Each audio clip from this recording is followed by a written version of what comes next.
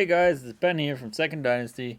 I am in the office with Alvin, who's in the background somewhere, on a lovely overcast Monday afternoon here in overcast Sweden.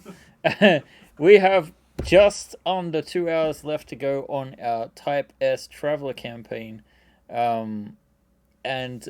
We thought we'd do a live stream. We don't usually stream on Mondays, but since we're wrapping things up, and I'm about to go on holiday for the next 3 weeks, so there'll be a hiatus in general from live streaming. Although we should still have some Friday updates on YouTube from Albin, who will be working throughout, delivering the first of the remaining stretch goals for the campaign. Of course, I'm getting ahead of myself because with me on the line I have, of course, Zorima. Hello. Who is our resident lighting and 3D support expert. And then we also have John from John Games. You're supposed to say hi, John. Hi, John. He's special. And he also works on Deck Designer, the software that we have developed to make planning your 3D prints for our rather large ships that much easier.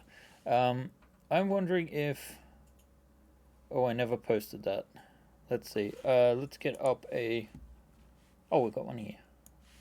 So here is the campaign at present. Where let me refresh this to see where we're at. We might have hit 70... No, we're just at 73,859 crowns. No, dollars. Sorry. Much better. That would be disappointing. That would be very disappointing, yeah, considering the amount of investment that I put into things. So yeah, you saw at the top of the show our pitch video for the campaign. We've been running for a little bit over 3 weeks at this point, which is our usual length of like a crowdfunding campaign. This time around on My Mini Factory, which is our distributor, which has been a learning experience. It's still got some improvements we're looking to implement in the future for this sort of campaign.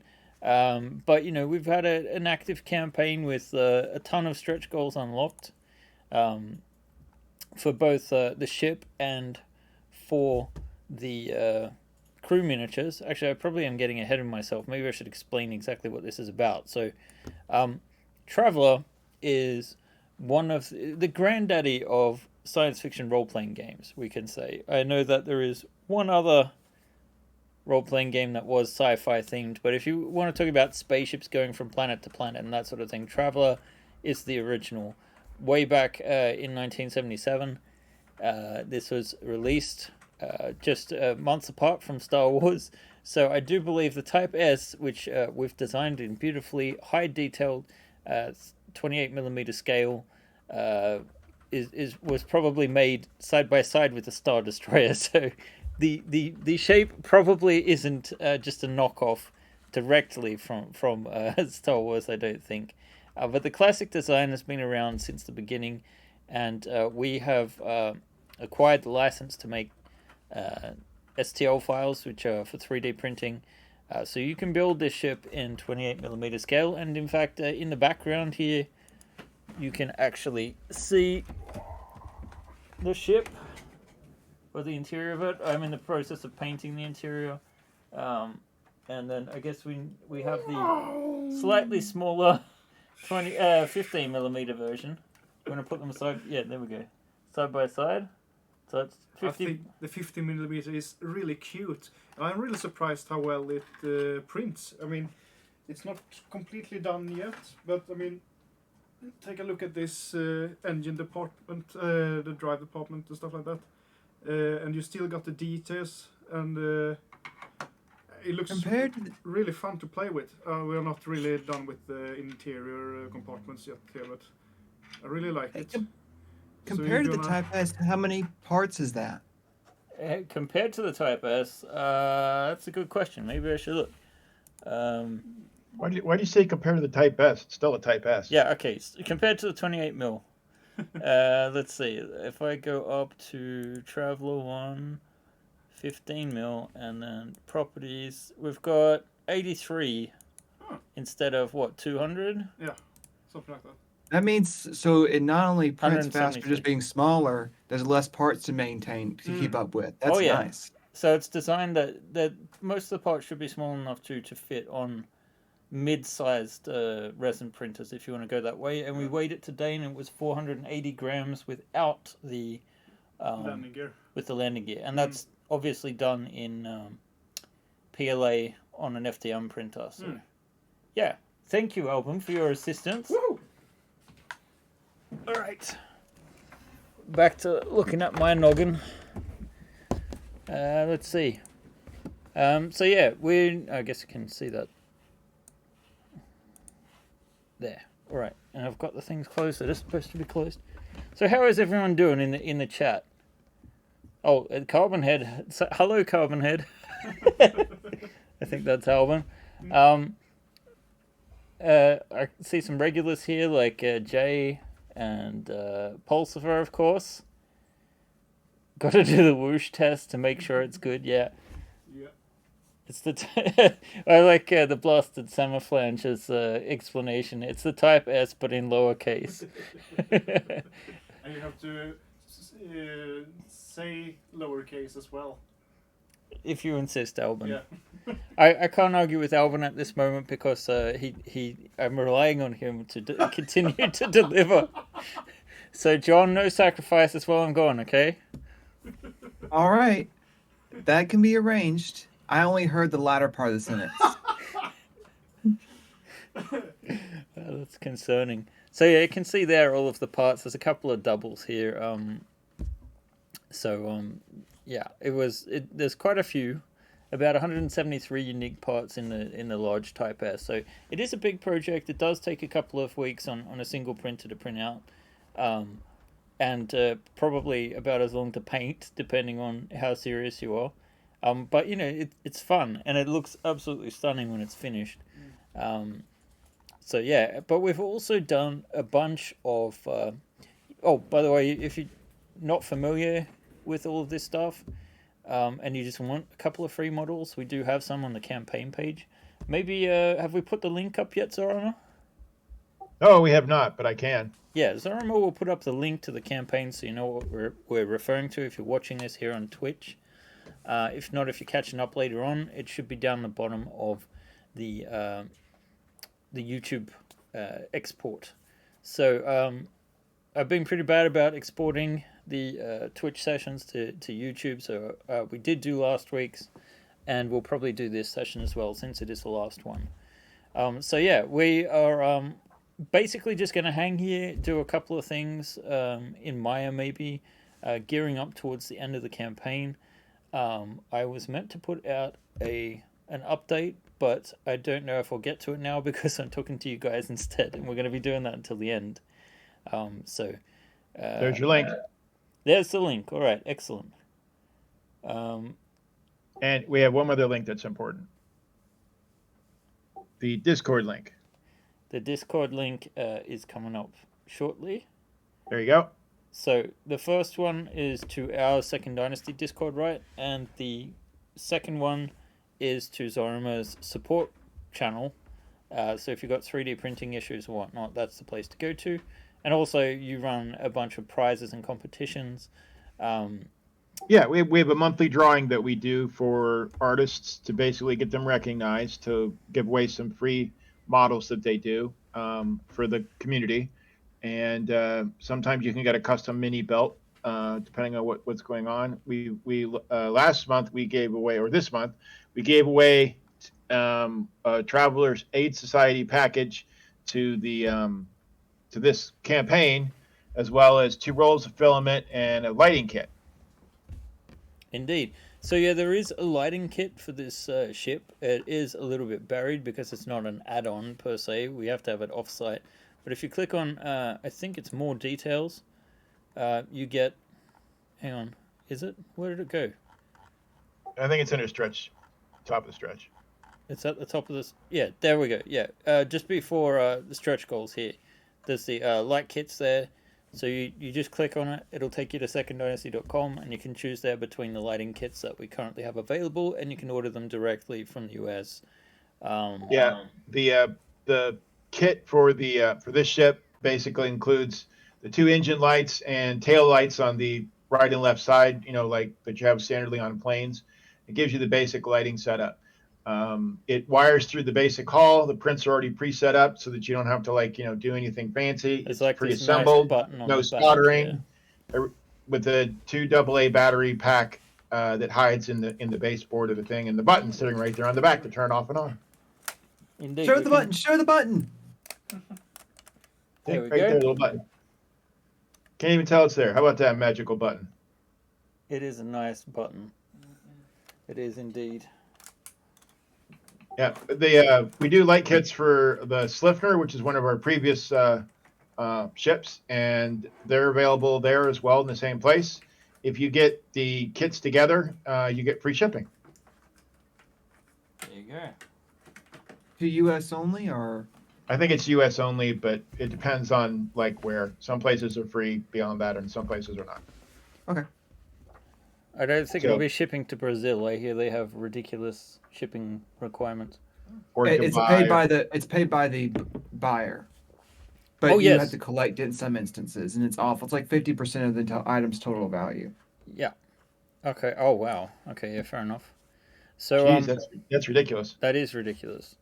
But yeah, Brazil's such a larger country than you'd imagine too. Allows 6 months for delivery. Can the Vargas see the navigation lights? So that's a good question. Yes. They can see red and green. Yes, they can. Very good. They can see light just like anyone else. Even if they're missing the cone, they still can tell a light is on, just not what color it is. Good point. Fair enough. So yeah, the ship. Like I said, we've had the campaign going for 23 days, I think. So I'm looking. It has been a quieter campaign, so it hasn't been too stressful. Or rather, we have been better prepared, and I think that's in part thanks to having old Albin along for the ride, who's helped prepare a number of models and whatnot. So we've released some additional. Well, the Type S model that we're basing this on, it's from T5. T5 has its own turrets, which are an add-on. But I've done some additional turret styles. In fact, Albin is right now sitting in Maya doing the interior missiles and sandcaster racks, so that there'll be some detail on the inside of the ship. I guess we should make those modular so they can fit either side too, because we've got different barrels in there. Which is probably why I ended up not having a triple missile turret and not having a triple sandcaster turret. So there you go. So there's some options there for your turret. If you're familiar with Traveler, you'll probably know these terms. We did a snub version of the nose, so it's a bit flat. There's actually 2 different designs. One that sort of just tapers down like you see here, and another one which is a little bit more like Star Warsian design.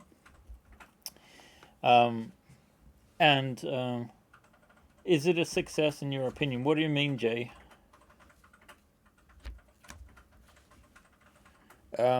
This is slightly smaller than the actual scale, but this is the the 15mm done by Kathy Millat.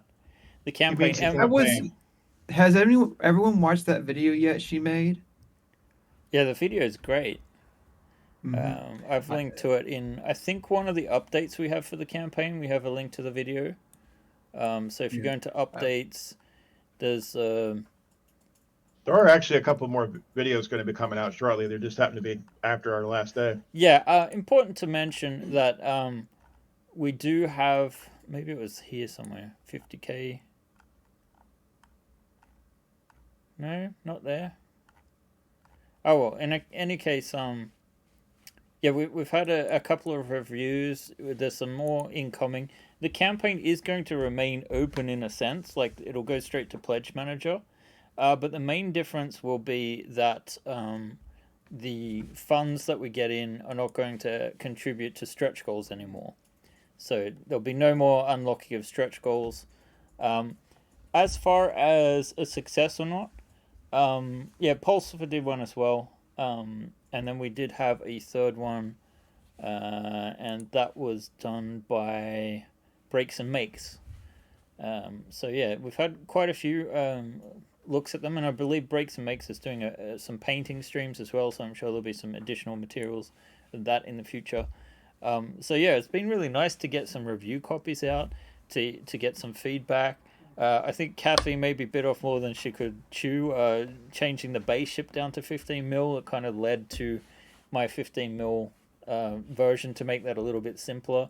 But obviously resin also like does work out a little bit better. Jay, I have to say I'm satisfied with the campaign. It's successful in the sense that we're not going to lose any money on it. But I was hoping that we could reach more backers this time than last time. We're in a similar range for funding, which is great. It'll keep the lights on. And I have some ideas for the future about maybe doing a smaller campaign before the end of the year too. I love my mini factory, or what its potential is. It's not quite to the level that Kickstarter's at the moment. So yeah, I'm going to take the time during the holidays to sort of let it all sort of sink in. But at the moment, I'm thinking a short campaign with ship miniatures would be better than going straight for the Beowulf, because the Beowulf is going to require 4 or 5 months of investment, and that's basically going to eat up a good chunk of what we just got in. And I feel like we need to get a bit more breathing room than that. It's a bit weird having a company that's pretty open. So it's not a bad innings, but it isn't quite where I thought things would be with the Traveller license. So we'll see. It could be Traveller, it could be Kickstarter, my mini factory. I don't know yet. We're going to figure that out and get some feedback too. It does sound like people do want the Beowulf. It shows a lot about you, though, Ben, and Second Dynasty Company. You're willing to take it. You're willing to do these tests. You're willing to say, go back to the drawing board, adjust based on user feedback. But you're also willing to say, sometimes, no, we're going to try this out. And sometimes it works, sometimes it doesn't. But that's the part I like about you. It's a great company to work for. Remember, seconddynasty.com/jobs. No, there are no openings. There are definitely no openings. But yeah, no. So by many measures, yes, it's a success. I definitely haven't operated at a loss. So even after all the royalties are taken into consideration. So yeah, by that metric, it's definitely a success. But I think tactical miniatures too, that's something that everyone can use at their table. And maybe that's a way in to say, like, here's one option, and then we can kind of like relaunch the Type S. And I think in that case, what I would do is I would do that on Kickstarter, so that we can compare where things were at with MMF, and just figure out, is it the Traveller license that people are not that interested in, or is it the platform and we just didn't reach as many people as we normally would? I really think that people really enjoy the Traveller, overall. I don't think that's really our problem. Just an opinion. Of course, we used to try, but I think our problem was when we switched over to my mini factory, that just contacting people and communicating and getting stuff out to the people, the masses. Even our emailer that we sent out to people through Mark Miller, I don't think we did a very good job of reaching those people. No. I think, let's put it this way. It's too early to quit. It's too early in the game to quit with the Traveller license, that's for sure. I would say this. We're going to do a smaller campaign, and then next year for the probably early spring, that's when we'd be looking at launching the Beowulf. And then after that, if things aren't improving, if it still makes more sense to be doing original content, we might look at that again. Or a different license. I think these are wonderful things to discuss, but we're talking about this step. Let's worry about the step we're in right now. Indeed. The campaign that's still running. We're still running, exactly. So we've got a couple of hours left, for sure. Let's go through a few more stretch goals. So we had some cargo. Some of it will fit in the very tiny cargo bay of the Type S. and some of it will not, but will be great set dressing for if you're looking to do a diorama or something like that in a couple of more standard traveler container sizes, for example. Traveler has a great wiki and a very enthusiastic fan base. The winglets is also one of my favorites. Combined with the snub nose, it actually really kind of changes the profile of the ship, and it looks really cool. We might have a look at that in my So- in a little bit. What did we make it to in our stretch goals so far? Well, that's what I'm talking about. These are all release stretch Oh. goals, and in fact, there's one that we haven't released yet, which is the what did we just unlock? Oh, the alternative landing gear, because the well, let's get into Maya. We might have something coming up later, but I don't want to preview that too much. Let's save that for the end. So, I'm excited. I am too. Pulsifer comments that he has received a lot of emails about the Type S as a past backer. Yes. So it seems to be working for that clientele at least. Yeah. Well, I mean, yeah, I did do a couple of sendouts yesterday where I basically, it's not a simple case of copying and pasting. There's so much more to do with those Kickstarter sendouts. But yeah, I just, I don't like to bombard people with too much either. And, there's definitely a loyal following, no doubt. But those are also the people that get in, on the first day to get the best deals and whatnot. So it's more about expanding people that are interested in it. Let's see. Let's set the project here to Traveler 1. And then we want to go into... Did you save a different file? Yeah, in a different folder. I forgot to rename it though. That doesn't matter. As long as it's not the same Maya scene. So let's see if this loads in or not. Wait, is this right? Yes. Yes, it is. Okay, so we're over here. So I wanted to show off the winglets. Let's see. So we want the turret back on, and we want the... Actually, we'll turn the turret off because we've got... why didn't that... Okay, top hull. So you can see we'll put turret back on. So you'll just have to imagine that these turrets aren't here at the moment. But then we're going to swap out the snub nose. And look at that. Nice. Let's see. There we go. So it significantly changes the shape of the ship. I like that nose better than the exposed snub nose. Oh, I do too. But there's something for everyone. That's the lovely thing about doing modular ships. No, that's the better one. You're entitled to your opinions, John. So I really like the way that this makes the Type S look, profile-wise. It really changes the look of it. Really nice. And the other thing too is if we do run another a Kickstarter like in October, November, I'm thinking of we'll add the Type S again to that to give people that missed it an opportunity, and we'll actually open up the stretch goals again, at least until getting the Type J. I feel like it would be nice to actually get that out, but at the moment,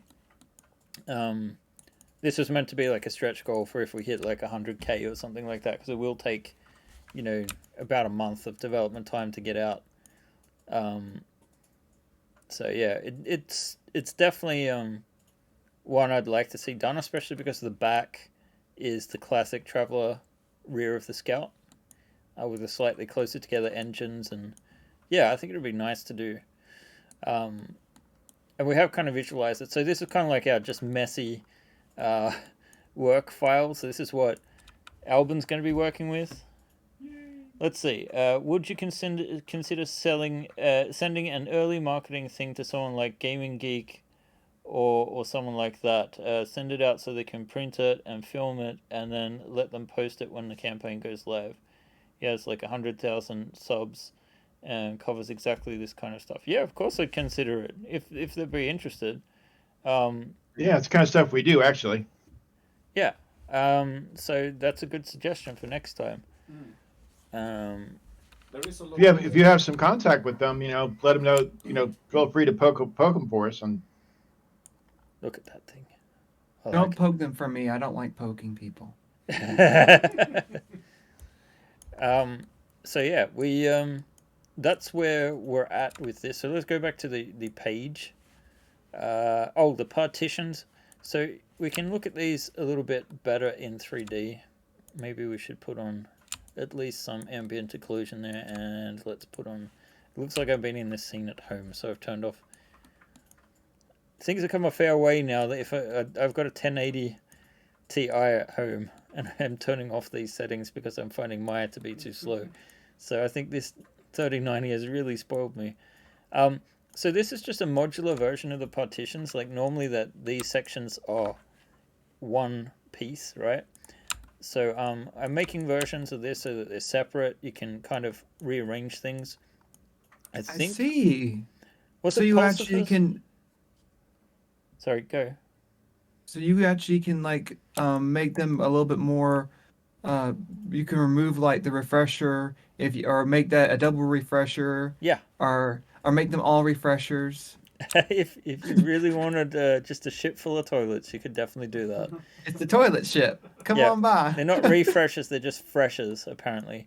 Oh, really? Okay. Yeah.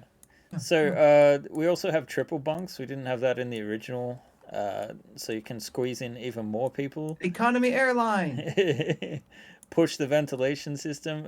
Here we have an integrated fresher built into one of the cabins, as an example. And you can Is this see, modular too? Is this like those little pieces yeah, modular? they're all modular, and the big difference is normally you do not. I haven't done this for all the pieces yet, but see how even on the exterior of the wall here we have the wall paneling detail, so that you can combine this and it's still going to feel like if you moved this room, it won't look ugly. yeah, Exposed if you move faces are this room plain. down here, right, it's not fitting to the grid exactly. Let me just wait, should that fit to the grid? Anyway, if you moved it there, you can't see it right now, but if there's wall paneling there and just this open area, it's going to feel more natural, is the idea. Or at least offer some flexibility. Who was it that suggested putting the toilets in the vault? Was that you, Pulsifer, or was it Shadow Liger, It was maybe? discussed Friday, and I don't remember who said it, but it was on the Friday saying, "Hey, can we make those instead freshers?" Or they said refresher or something. I don't know. Yeah.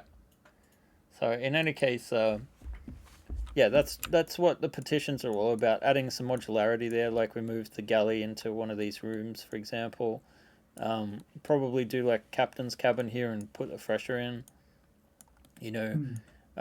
Lots of different things we could potentially do. So that's something that I'll probably get involved in myself when I'm back at work. We've got the rear custom engine, so we have some alternative engine designs. We're going to have about 3 different versions of these. That's one that Albin's going to at least work on the non-light kit versions of. We don't know exactly where things are landing with light kits at the moment, but we'd be trying to make those compatible with the existing ones, essentially, so that you could mount them inside. Because I noticed the the far left one, I call them thrusters, had on the back side had modeling for the wire. It still has the same hole in it, but we would have to figure out a way that you could basically unscrew the lid or something. So yeah, we're not quite there yet. We'll just start with a functional piece first, I think, and then the next major thing for the ship, aside from the decals, which we'll probably have to wait until I get back as well, is adding an additional bunch of possible airlocks to the Type S. So maybe we need to put on the... is it on extras? No. Top hull? I would have thought it was there. We did have a ceiling piece there. Pasted other objects. Let's see if we can find it. Maybe there's a hidden group or something. No. Your project organization is Terrible, yeah, I know. polysurface 14445. Yeah, it's not good. It isn't good at all. Yeah, which is why I can't find this right now. So I can't find the upper airlock part to that. But you can see it in the render. So there's basically an airlock here, one on the wall, and you know, this is why it takes time to get from a concept to something printable. So if I lift this off and we look underneath, we've actually got this exposed mesh, right? There's no airlock modeled in there yet. So that'll have to be done when I get back as well. I kind of like really enjoyed playing with the airlocks, so definitely keen to get my hands on that myself. Isn't that technically Albin's job now? We have planned out what's going to happen, so we'll see what happens. I shouldn't be mean. It's you. You're the owner. You're the boss. You could say you're gonna do the stretch goals, but I could do the airlocks. We will see how it goes. See, part of this experience for me too is letting go, so that I'm not doing absolutely everything anymore. So that's the unlocked stretch goals. We don't have any model for the alternative landing gear, but Albin, since he did the landing gear originally, he'll focus on that in the future as well. So that's the Type S itself. You can kind of see the deck plans here, the schematics, the size at scale versus what it would be in real life. Our version is slightly longer than the original by I think like a meter. Something like that.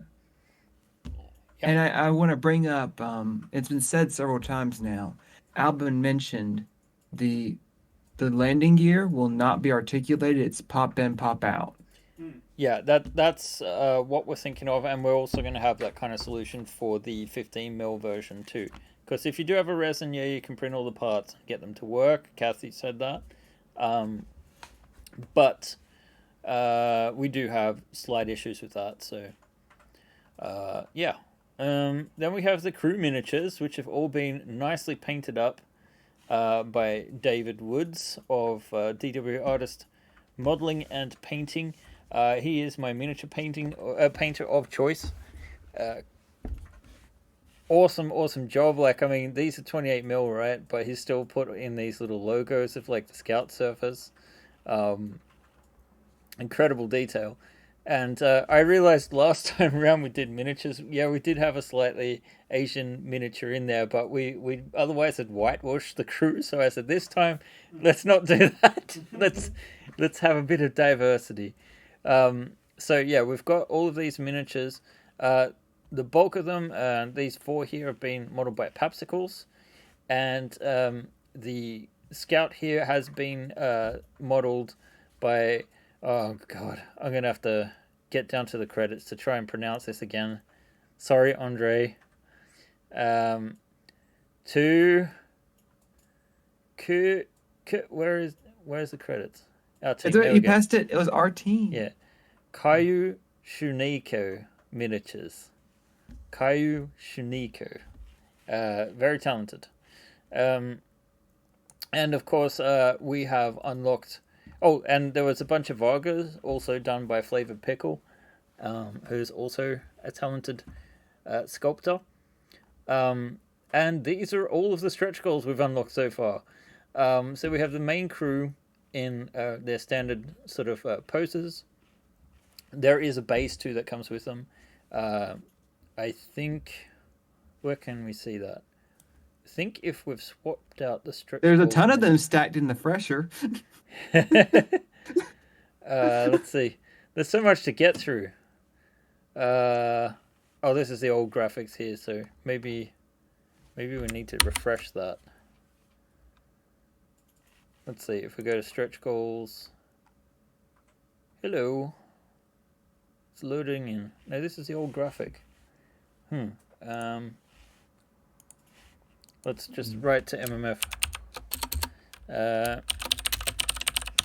Yeah, I'm still getting the old graphic too. I've done Control F5.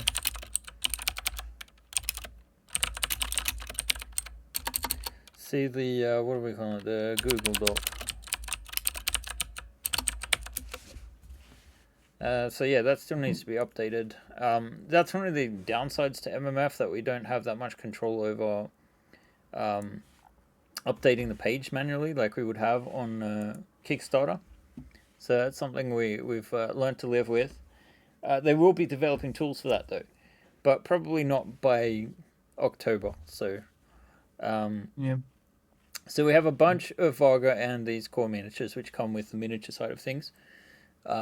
So I think the crew miniatures started at like $25 plus the stretch goals are all included, and then you had the $40 for the Type S and all its stretch goals, and then you had the both of them for $60 with their stretch goals, and then up from there depending on what else was included. So then we have our combat poses or action poses for each of our crew. We followed this strategy from Starship 5, our last Kickstarter, where we had our I was going to say Notanante, but our Expanse inspired tower ship called the Sleipnir, and we did the crew and we did them with like a standard pose like you see here, but then we did actually multiple poses of the same characters. So the idea being that heroic characters, maybe you want to have multiple versions for different elements instead of always just having, you know, a miniature that's, you know, some kind of armed ready for conflict version. I see this is the old graphic for that too, because we have a version. Maybe I haven't posted that actually. That could be my fault.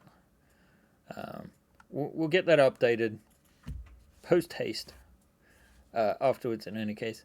We have some 0G poses. There's one more that we need to fix for that from Papsicles, I think. There's a couple of missing poses.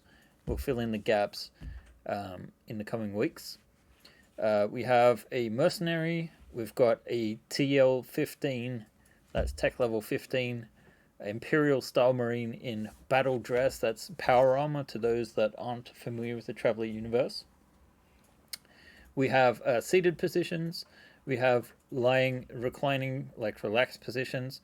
We got another 10 Varga variants, basically head swaps, but hey, no one's whinging about extra minis, right? And some awesome Aslan civilians that were also modeled by Flavor Pickle, the same guy that did the Varga. And we actually have also released some new vac-suit miniatures. So yeah, this graphic definitely needs updating. So if we switch over to this scene, I think we have the vac-suits right here. So they are a bit dark because of the shader that's on them. But we have like these suits that are suitable for suitable, yeah. For storage, right? So this is the storage version of the vac suits. Vac suit is just a fancy way in Traveller for saying spacesuit. Want to become famous? Buy followers, primes, and viewers on bigfollowers.com. Let's not. Let's, in fact, can we delete that? I can't delete that. You can delete it if you click on their left of their name and it says ban or mute, and it will the thingy. Yeah, except my stream chat is integrated into OBS, so I don't actually have Twitch. Yeah. I use the same thing, and I have the option. My bad. Oh, okay. Come on, make me a mod. Oh wait, Come on, I can do it. Dilla. Well, how do I do that? I don't know. I do /mod. Yeah, you should Or make us something. mods. Yeah, One we day. should be- Wait. Or is it? Oh, I haven't added you as a friend. All right. If Well, you do- this is not the time for me to figure it out. Yeah, is it's it? later. Figure it out later. Yeah. Sorry. Wait, no, You're getting a response about something. No. I clicked the wrong thing. Oh, hello. I clicked on your name. Wait, I can't. Don't touch me. I'm it scared. says ban there. Okay, yeah, but they're not turning up in the ban list. You're getting a thing Dread from Cola. Harry. There we go. I'm going to tell Dread him Cola. that is the correct Banned one. Dread Cola. There we go. Banned. All right. Yeah, but the question is, how do I get rid of this? You can also There. Okay, I got it. I figured it out, John. I figured it out. Okie lamoki. It was on the other screen, guys, so you got to see my awesome double chin in action. My turtleneck. Yeah, let's look at these miniatures some more. So we've got our pose for, like, I guess this would be if you're walking along the hole with, like, say, magnetic boots, right? And we have a version in case you just want to see, you know, an unhelmeted version, or a version where you would put, like, some kind of plastic cover over. I don't know if we have an STL for that. And then, of course, the 0G version. So these have been added and unlocked with the most recent crew stretch goal. And the next one, if we get to it at 79, would include some crew vac suits. So these would be higher TL vac suits. These were by Caillou Shiniko. Did I say that right? I might I have. think it's like. Might have said that right that time. Yeah, the bubble helmets were part of the original game. That's what they had in the game, the old bubble helmets. So those are different. But these are higher tech suits that they did a redesign on. Yeah, these would be They're more nice. like form fittings. So I hope we get those unlocked. If we don't get them unlocked this time, we'll probably unlock them with that next shorter campaign that I was talking about. We'll throw them in somehow. And then look at these. The blasted semiflange has been hard at work on some hivers. Let me just put the shaders back to something. Let's put a fong on these just so that they're a little bit lighter and you guys can see better. So they're a little bit polygon intensive in this version, but we've got the hivers, which are these really cool, very alien aliens as a part of the Traveler universe. And it might be hard to see, but they're kind of like starfish with 6 limbs, and they have these eye stalks on one of their arms, which they can see but also manipulate things with. So we've got a basic hiver, and I believe the blasted semiflange worked very hard to try and make this little harness not look BDSM, if I recall correctly. It's up to you guys to decide how that worked out, because now that I've said that, it's hard. Yeah, but we have some poses here, so there's 5 in total. In fact, the same 5 that we have for the rest of our characters, right? So it's almost like you're just adding a hiver. I love the fact that the one with the little computer prompt, like, I'm working on some numbers. Yeah, this is like the relaxed version, right? And you can see him just sitting there. He's watching their form of Netflix. Yeah. Yeah. I was going to say Netflix, but okay. This is my. Oh, okay. Yeah, you're thinking of the BDSM again. This is probably my favorite one because he's like a technician, right? So he's got 4 of his eye stalks focusing on here, and then the other 2 looking at what the tool's doing. This is brilliant. Yeah. It's really creative. That's pretty cool. And then we have the armed version. Apparently this is an official weapon for the hivers, so that they sort of grip it with their face. And it's just this bulb sort of laser thing. So I think this is stellar work. Pun intended, very much. I think definitely claps needed. And it's great because you see all the human ones all the time. Human figures are great. We love them. They're the most common use. But it is cool to not have a piece of paper saying Hiver 1, Hiver Technician, just moving around the board when yet you could see them. It's nice. I think they're fantastic. I don't know if we'll need to thicken up some of these stalks. We need to test print them. That's how we did the Aslan and the Varger too. Yeah, we did. And we also went with the I don't know if the Varger Aslan are here. So we did go with these are from I think Mega Traveler design, but there's slightly more alien version of the Aslan. You can actually see that they have more feline features here. But yeah, I think they came out well, and especially the Aslan from Flavor Pickle. was great to see. Some really great quality focused work. Let's see. The hive was done in Blender. There you go. Now you get started doing the drawing. But what are these miniatures? I mean, we're probably not going to hit another miniature stretch goal. Certainly not beyond.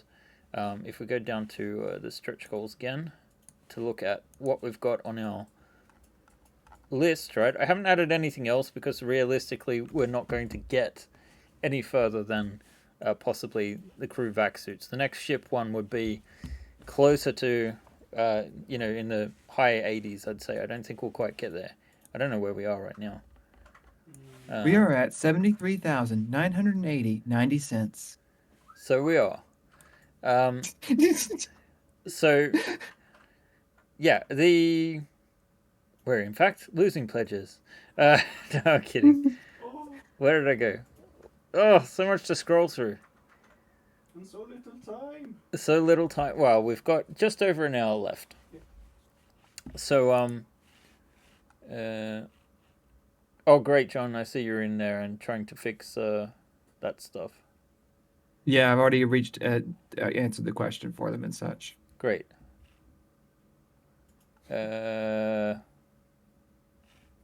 Wait, is that different or not? There is. It's not. Yeah, it doesn't show those, and then also you can see that the original. Sorry, John's at the top. These images here should be color and painted, as well. That's the other major difference in that file, and yeah, then that it's unlocked to 71K. So yeah. So once again, what's with these models? Why am I showing you this if we're not going to hit that level of funding? And the answer is, you're getting them anyway. That's right. What? This is our, hey, yay, we finished a campaign stretch goal. So everyone's going to get these if you've got a pledge with stretch goals in it. So everyone except for the 0 people so far that have pledged for the. I think we had ended up adding just a 15 mil pledge, and I want to say that. Oh, we've got one backer. I'm sorry to that one backer who will not be getting the hiver. But yeah, it doesn't include the stretch goal. So yeah, I'm pretty pleased with how things are looking there on the stretch goal end of things. Yeah, there you go. I can see that someone's furiously typing. Not me. No, I take no responsibility in no, this. it's Albin. It's okay. Okay. Yeah. All right. So what are we? Whenever you need like 4 or 5 minutes of downtime, I can speak for have like 4 or 5 minutes of information to share, but only when if it's needed. So yeah, Let's just do keep it, that in John. I need to catch my breath. mind. Okay. So Wait, where am I? I need to show you screen, right? Yes. Let me just get up into there, and then we're just having you with stars. Yes, I am beautiful. Thank you. Okay, hang on. I need to break this out, do a pop out, and put this over here. There you go, John. I can see you. Hurrah! Everyone can see me. I feel great. Oh, I'm gonna use you as a mirror real quick. There you go. Yeah, there.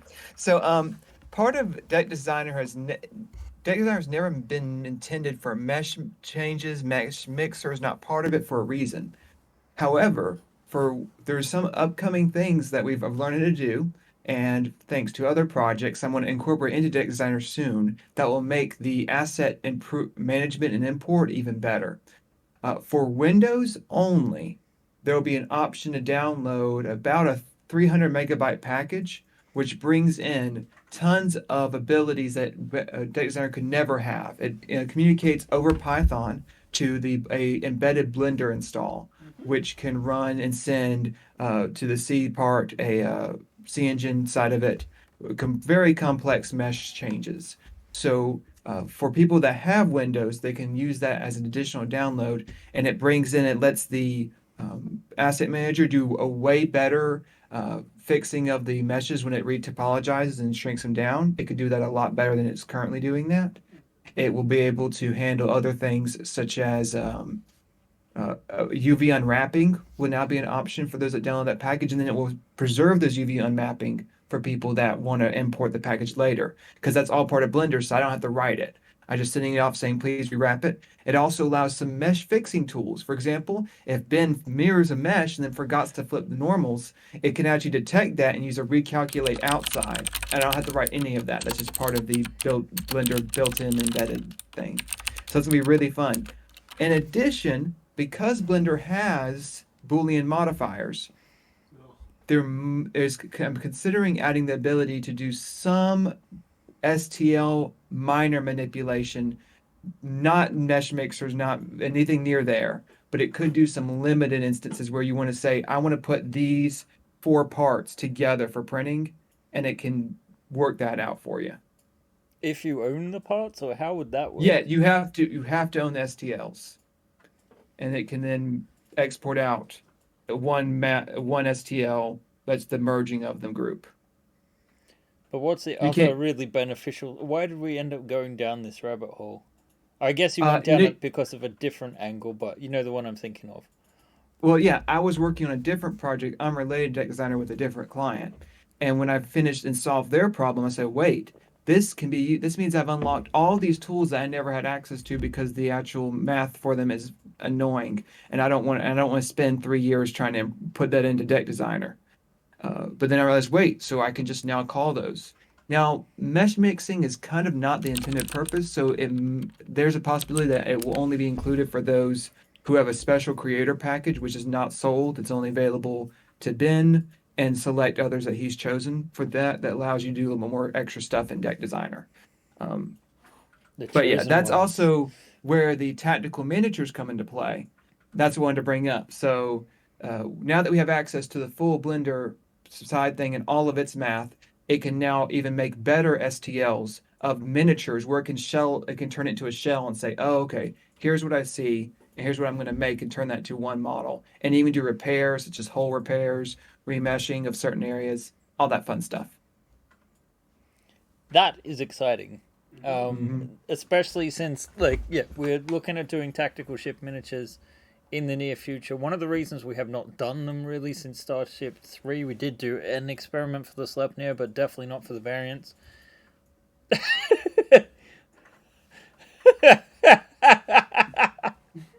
I guess John's finished apparently, so maybe I should close that off. Is that right, John?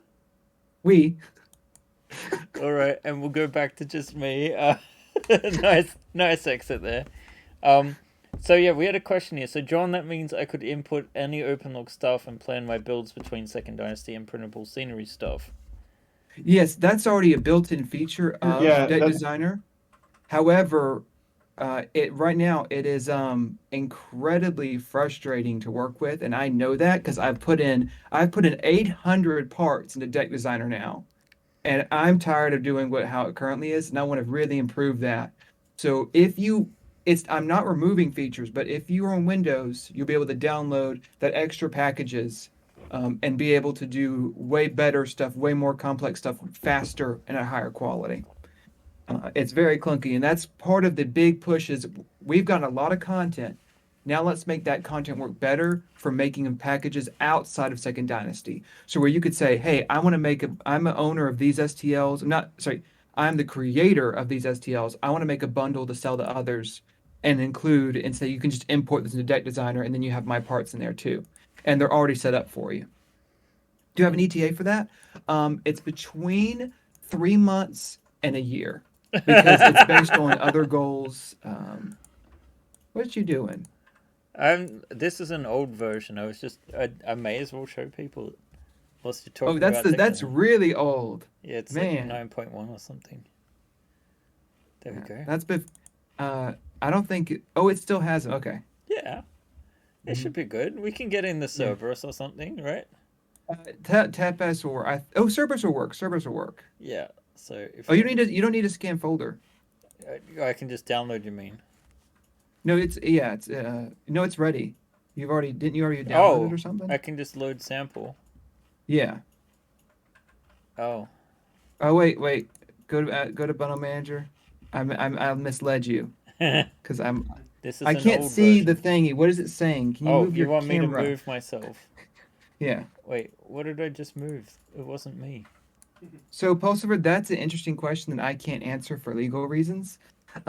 So yeah, you broke it because this is part of my problem with the clunkiness. You broke it. You have to close the whole. Okay, No, now it's just gonna. It's re-download it. yeah. Okay, we'll see what happens. I have no idea what's gonna happen. Well, this is an earlier version, people, so Yeah, it this may has been well. correct. This has already been fixed. So that's why I was like, and also, yeah.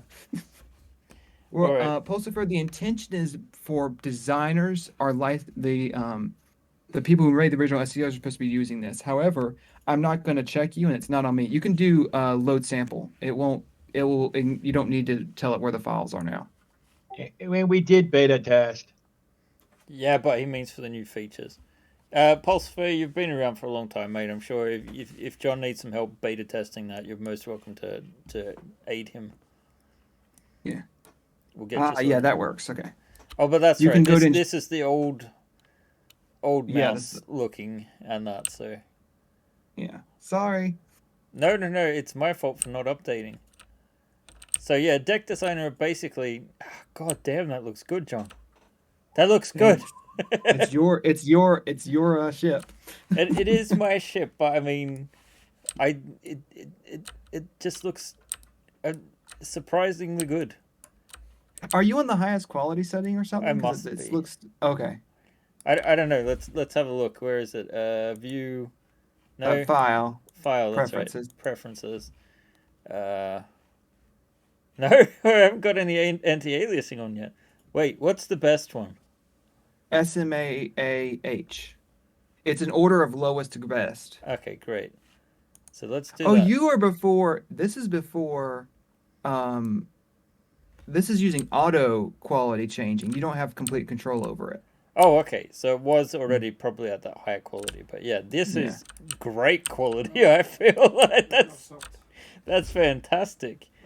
So yeah, deck designer basically it has like an inspector. We're not using it at the moment, but you can select parts.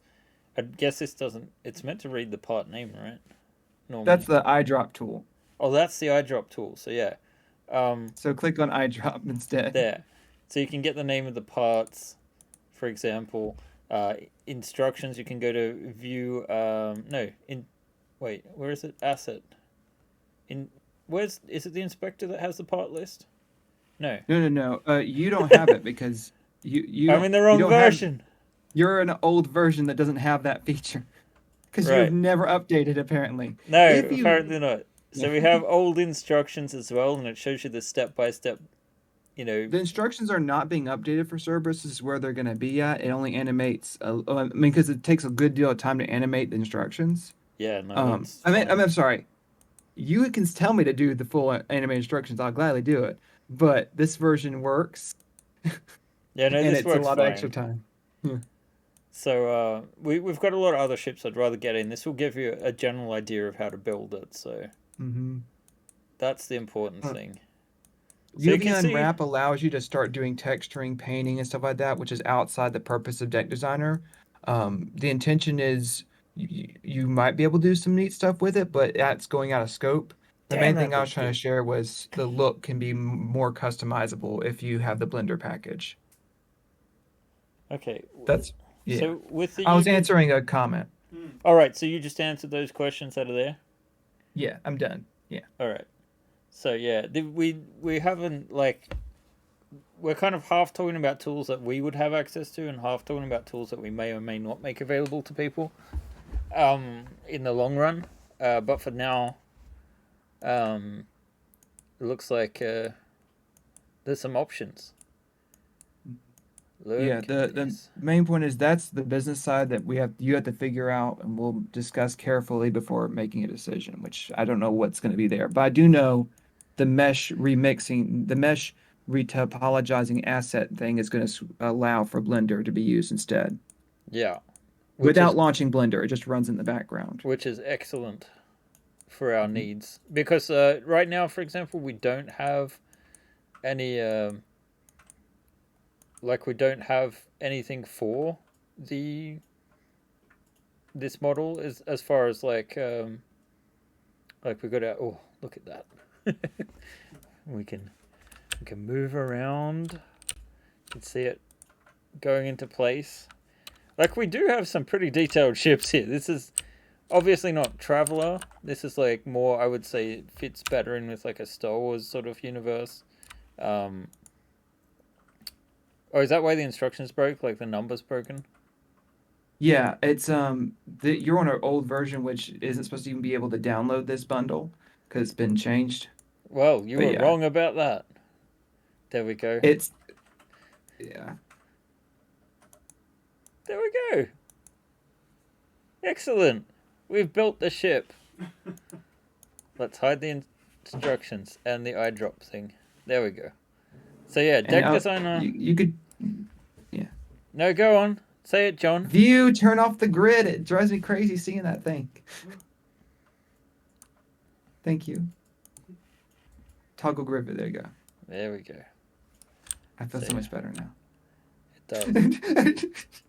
So maybe we should actually be looking at the assets for the ship in question. I should download a more recent version, right? Is 8 the most recent? You have version 1. Oh, yeah. This is how much you use this software. I built it for my customers. I know what things go together.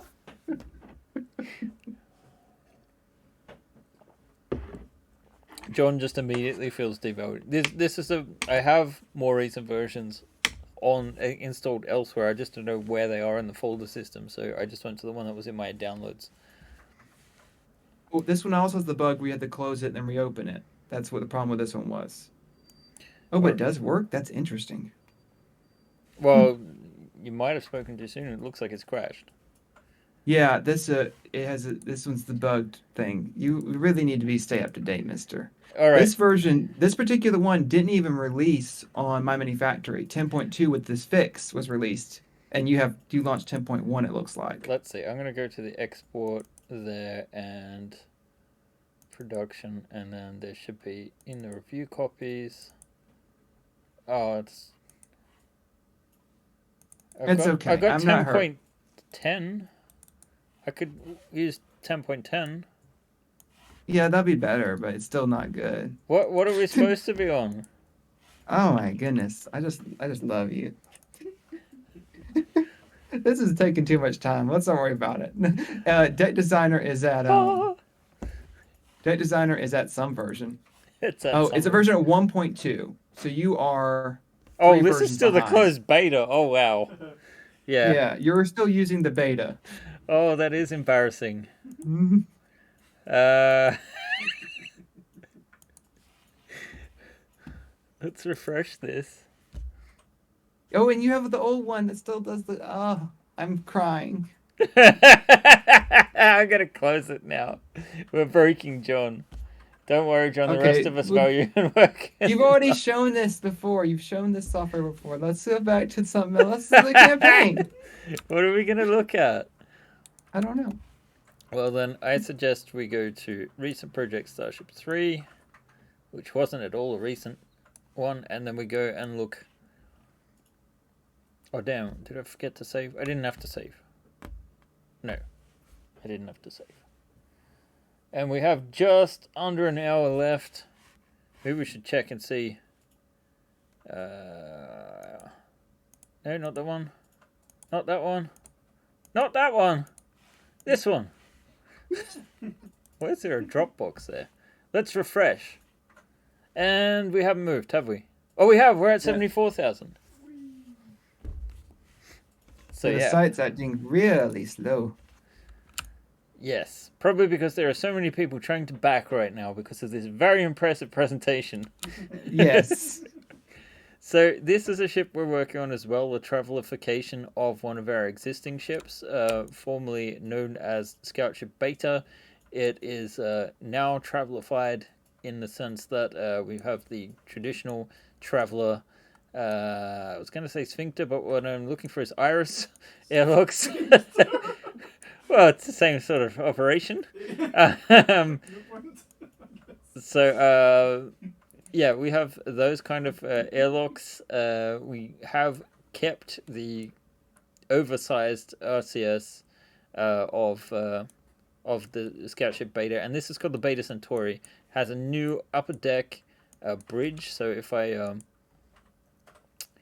why aren't these clear? Maybe I can add these to their own window layer. I'll do that. Window layer.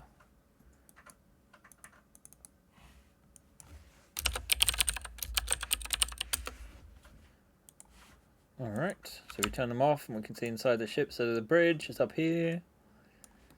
The details aren't completely finished. This isn't 100% printable yet, so it's going to take until like after my holidays before we get it fully up.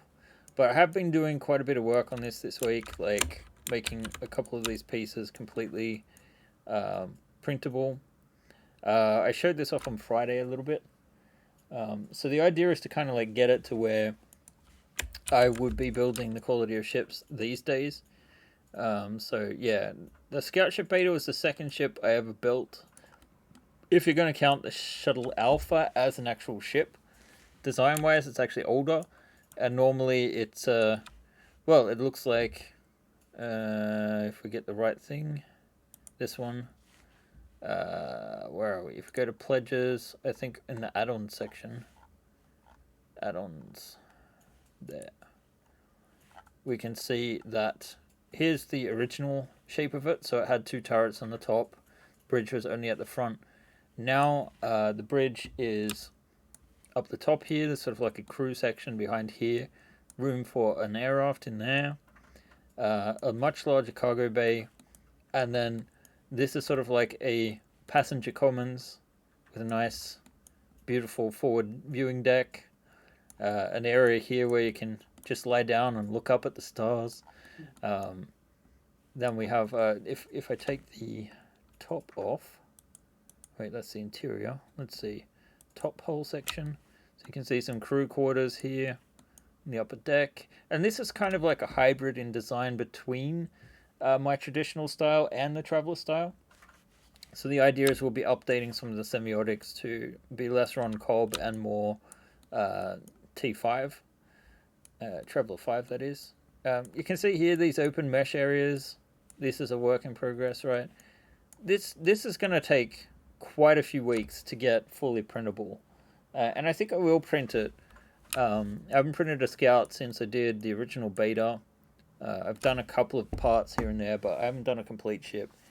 And now that I've rearranged my office, I'm planning to get some shelving so we can have many more ships in here. We'll see what happens. So yeah, that's the upper deck. If we turn off the midship top, you can see here the deck layout. Got a ladder well down there, another one into engineering. We've replaced much of the machinery that was in there with the Traveller style machinery, which is in the white. And then we have this forward passenger area. So you have some staterooms here. Yeah, and then crew commons sort of area. So this would be like, if you're familiar with the Traveller universe, this would be a compromise between the Type S and the Beowulf. So the Beowulf, right, is twice the tonnage of the Scout ship, but it's also quite slow and, you know, has a good compromise between cargo and passengers. Here you would probably have about half of each. The ship technically would be about 150 tons, which counts as an underweight 200 tonner. And yeah, it's got,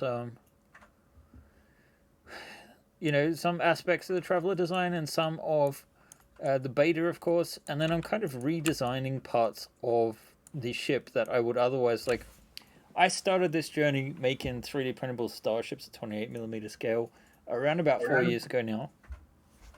Yeah. You did a stat block for it too, didn't you? I did do a stat block. I haven't put it out yet though, because it needs to be checked by someone that knows what they're doing. You want me to look at it? I think you've got it. You can check to see if it works in T5, if you can understand T5. I can understand T5. Wow, that's one of us. I know, it's quite the task. Okay, I was playing... Do we want to put out a Mongoose version too? Oh, I mean, yeah, sure, why not? yeah, so it's fun to work on and to redo it and to revisit the design itself and see what I could do better. Because one thing I really didn't like with this ship was, I don't know if we've got the old version. I don't think so anymore.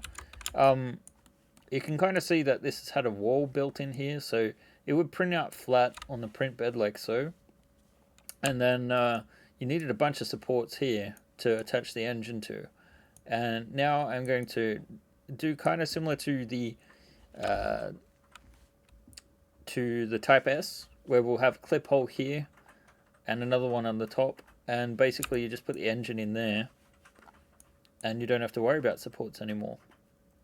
So yeah, it's definitely going to be a better job of it, I think, than the existing one. So right at the moment it's just basically a block out. This is a mess, and this is what this sort of thing I usually do in my Friday streams, just do a little bit of work on some of the meshes. So let's see, I was playing the computer game Faster Than Light, and I've been looking into using your ships for a tabletop game inspired by that. Is that the pixel art one? Yeah, it's it's the rogue version. It's like a rogue game that you play, and you go between star system to star system. Through the galaxy, pop in between stars, and you have to check each planet and pick stuff up. It's kind of cool, and it does a random thing, and you have crew, and you get into fights with the pirates or the locals, and they blow up your dudes and stuff. It's kind of cool. Did they add all that planet stuff more recently? Because I feel like I played it like 4 or 5 years ago, and like they might have changed it since then. I think they might have changed it since then. They've added quite a bit of detail to it. Fair enough. All right. So yeah.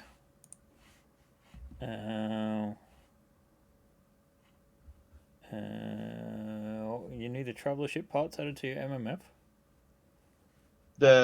It's actually called FTL, by the way. The game, yeah.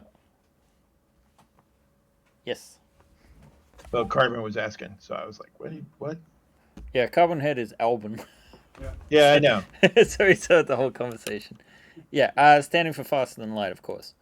So yeah, we have about 45 minutes to kill until we are closing things off. Refresh. I don't think anything's happened yet. I don't have my email on those, so we can do a little bit of a refresh. Oh, we have had a pledge or two. Very nice. Yay. So 75 would be a nice round number to get to. I'd really like to see that. For those wondering what happens, are we completely cutting off the campaign? No, we are not. This will just go over to a pledge manager on my mini factory. There's already a ton of stuff you can download immediately, because this is not like Kickstarter where you back and then it takes 2 weeks to process the funds. You back, the funds are transferred directly, and you get to start downloading. So many things are already out. It is a nice little setup there. I kind of prefer it in a sense, but I also understand why some people are more hesitant to use this, because it's more of a commitment straight up front. And I've been talking to my manufacturer, and they're keen to add some features, like even just like it says last day, right? So you'd have to read the fine print here, which basically says in an hour, and you'd have to understand what UTC is to know that 4 p.m. UTC is 5 p.m. Swedish time, and it's about 11 a.m. East Coast time in the US. Yep. So, which will be 3 hours earlier, even if you're on the West Coast US. So, I'm sorry for you guys over that side of the US who are probably just waking up to this. It's the last day. Go down and check in and sign up. Well, the brilliant thing is, you will still be able to get it all. The pledge manager is not closing. The shame of it is, though, it does stop and halt financing on the actual the funding that contributes to stretch goal unlocking. So it looks like we're probably not going to hit those crew vac suits, but they will be made available in the future in some form, since the models already do kind of exist. So all right, let's You're see. doing very well. MMS should just let you set your time zone for things like this. I 100% agree, and they have invited me to a group to see what we can do to improve the crowdfunding side of things. So I'll definitely participate in that and get a lot of those issues brought up and hopefully fixed in the future, so that, I think there should also be like a save button like there is on Kickstarter, so you can, heart a project and get a reminder. I think we should add an option so that people, you can pledge now, or you can commit or something like that, so you can maybe say, I want this but not right now, and it kind of like counts towards the total funding for the time being, kind of like making a pledge on Kickstarter, but it's not collected immediately and you don't have access to it immediately. I want to sell my light kits. Yeah, I know you That do. that would be cool if we could sell stuff like like T-shirts and stuff. Promo stuff. I don't want to deal with that sort of things. So I know Come you don't. I on. know you don't. I still think that's what they do through, like, yeah, what do you call it? Patreon and stuff. Patreon You does can it, do yeah. T-shirts and stuff. Yeah. Yeah. You could do all your stuff through them. Let them manage it all. Yeah, possible. All right, what do we want to do with this last 40 minutes? I don't know. You got a fan base. You just sell them T-shirts. Well, Very small fan base. I just want to bring up how much fun it's been. Can I ask you some interview questions, Ben? I always have things prepared. Okay, John. What was one task that didn't seem that difficult at first, but ended up being a giant challenge during this campaign, either in modeling or prep work, etc.? All right. Well, I feel like maybe we should open up the primary model so I can show that sort of thing. Let's see. Travel 1, Scout Crew, Courier Production. I don't think I need to save this, but I'm saving it anyway. That's a good question. The biggest headache has been translating the 2D version of this ship to 3D. So if I look at the Type S, and let's just put none, and then we'll put on polygon so we only see the ship and none of the other nonsense around it. We'll even kill... I know, they don't matter too much. So, the ship itself is as true as possible as it could be to the T5 Murphy deck plans. Now these I can bring up. Let's see, Traveler, and then we want to go to source images, and then we want to go to reference, and then we have the Type S Courier. And we'll put this over here. So, this is the original design. Well, not the original design, but the Traveler 5 version of it, which is the most recent iteration of Mark Miller's page, right? From Far Future Enterprises. Correct. This is actually a different vessel altogether, so we're looking over here. And you can see here that the grayed out area, that's all for fuel. That's open to interpretation. We have the attic, which is where the power plant's supposed to be. And then we have the jump drives, which are meant to take up all of this room. And these are landing pads. And the access to the landing pad stowage, I guess. So there's a couple of things. First off, this illustration that they have here is not the same ship as this at all. This is from like the early Traveler. And you can kind of actually see that there's an angle here, and then it sort of like tapers off to be this back is actually flat with these angles. So this is kind of like the version I was showing before of the Type J. And I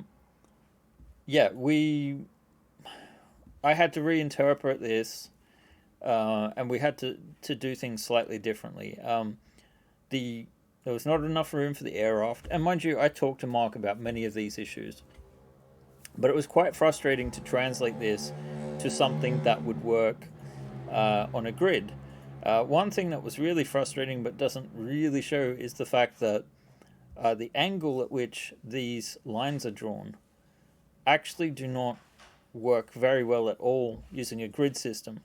So it's hard to tell, and we'll take off the top hull here and the turret so we can look down into the ship. It's hard to tell, but if we isolate these sections, this line here has had to be adjusted so that it actually repeats, so that the angle was such that you could actually take a piece here, and if you move it over here, it'll be the same format. So these lines here just don't line up that way. So we've had to go for a slightly different interior. The forward landing gear doesn't quite work as it is. So many different references to the Type S and so many different versions of Traveller. It was really just a challenge to kind of marry a number of different designs for the last 40 plus years. I guess 44 years. And to come out with something that was like a gestalt of what the Type S should be. And I really do feel like we accomplished that. I took the artistically best design inspirations I feel for the Type S.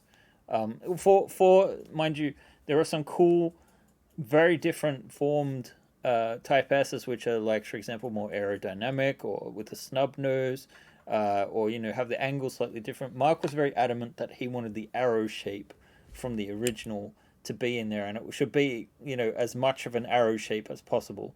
So we had to compromise there. So and the other big compromise was in the power plants in particular, because if we look at the deck plans, the power plant is like divided up into two sections here, which makes little sense. So we've turned it in. We've used the art for a fusion reactor from T5, and we built a reactor that fits in the middle. So there are a couple of compromises, but yeah, the biggest headache was just laying it all out in the first place, because we had imported like all of these. I don't think they're left in here, but we had all of these like deck plans that we actually cut up, brought into Maya, and tried to build this thing in 3D, and it was crazy. Does that answer your question, John? I'm very fascinated by this. Thank you very much. One of the things that was part of the open lock system was that everything is supposed to tessellate or be placed in a way that follows the grid and never overlaps on each other. However, you've taken open lock in a far more bolder direction. What led to you making these decisions to use non-tessellating parts and doing unique hookups and the small wall joints and other choices that are found here? Right. So what John is talking about for the uninitiated, I'm guessing is kind of like here. These are standard open lock ports, right? They have a clip that you put in between the two, which unites the parts. But there are certain areas where we've chosen to connect them with like these little teeth, for example, that just fit into these holes in the hull. The simple answer is necessity, because of the slanting shape of the Type S. You get to a point where the floor can't actually have any clips in it. And normally these floors here, these would all be open lock tiles, right? But we get to a point here where they just, you could not fit a tile in there. It would stick out of the ship. And we were kind of seeing some of that when we were looking at the Beta Centauri.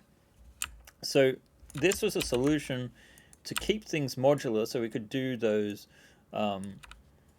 stretch goals we were talking about with the modular partitions, so you can change the order of the partitions. It was about maintaining a sense of modularity whilst trying to make it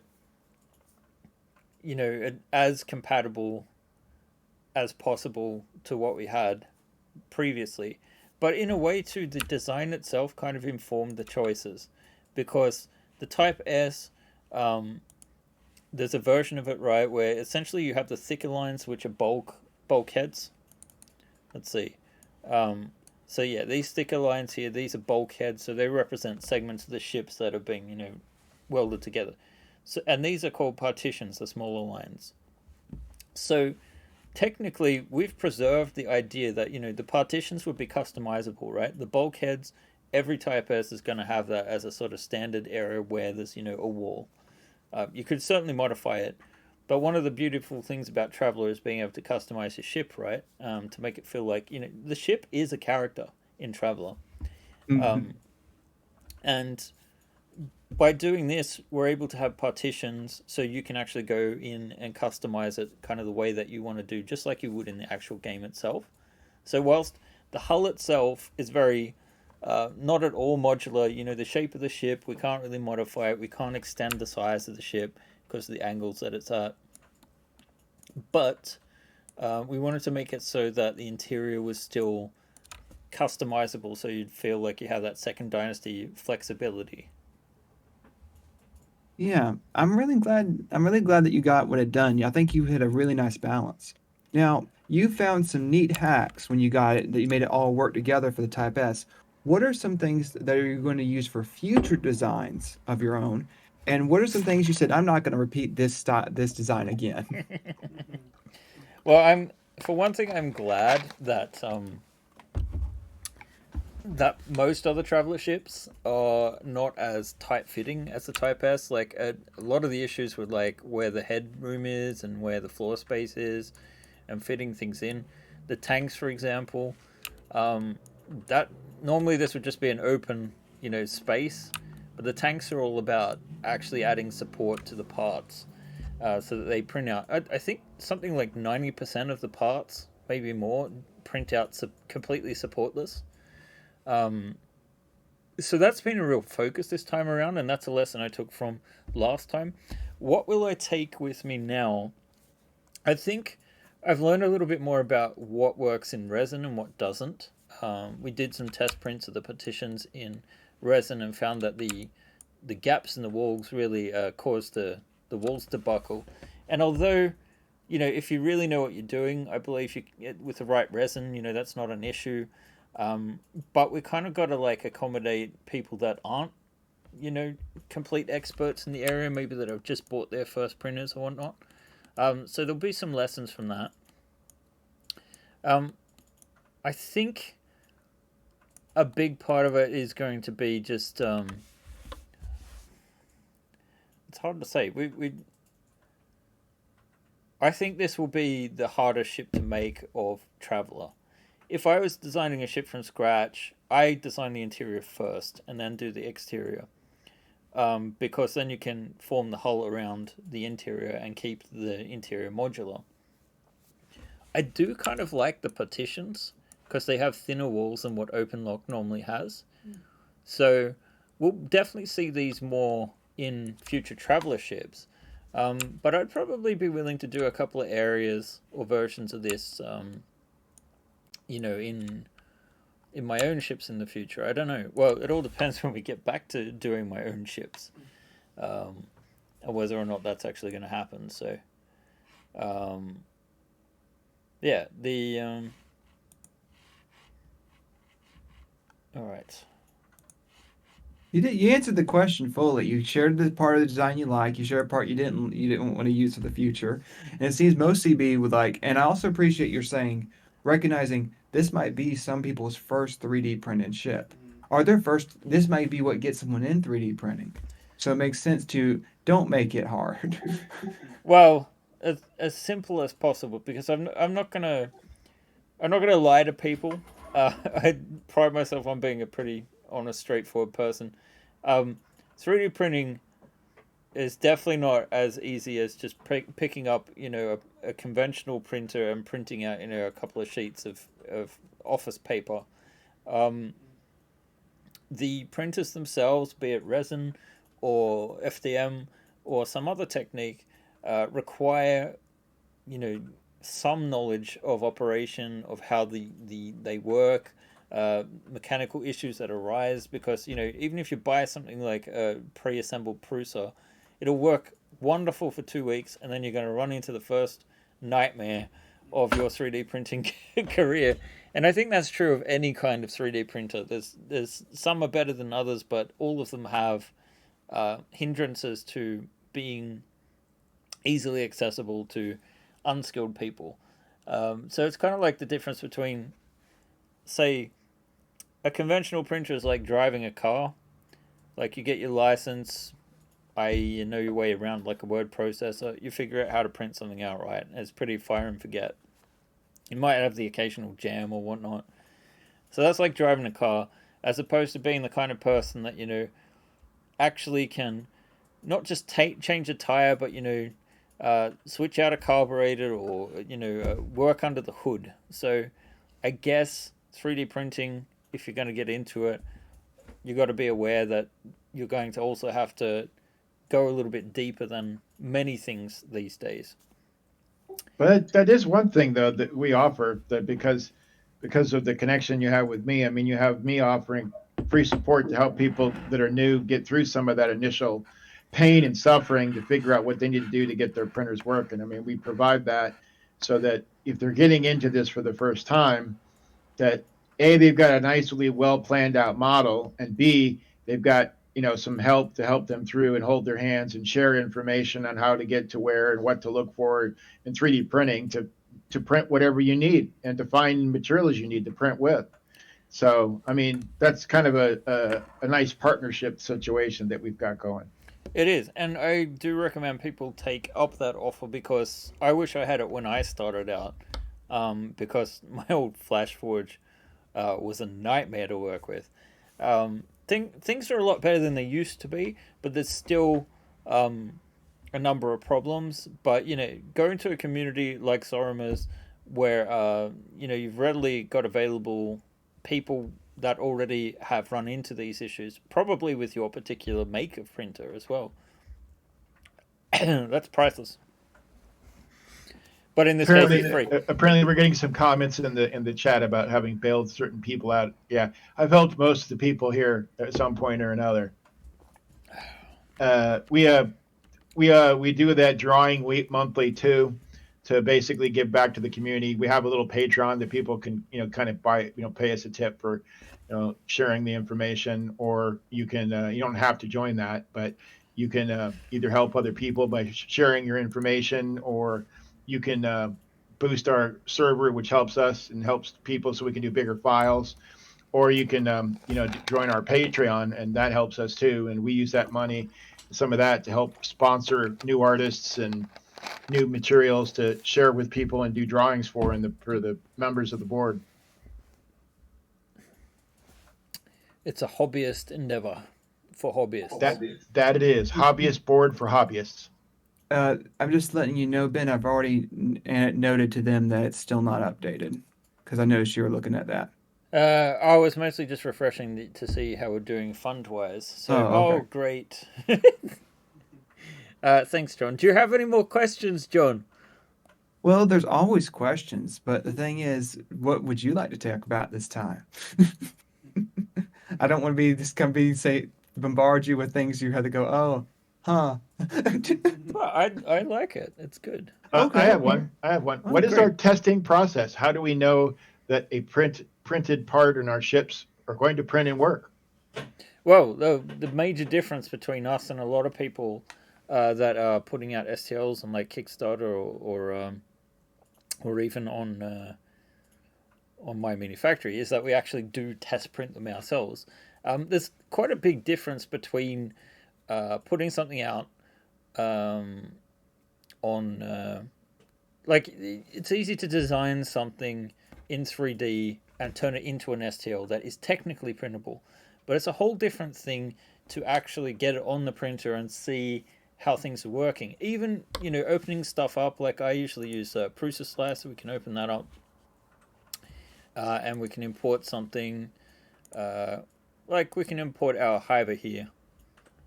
This might take a little while because they are 200 megabyte files at the moment.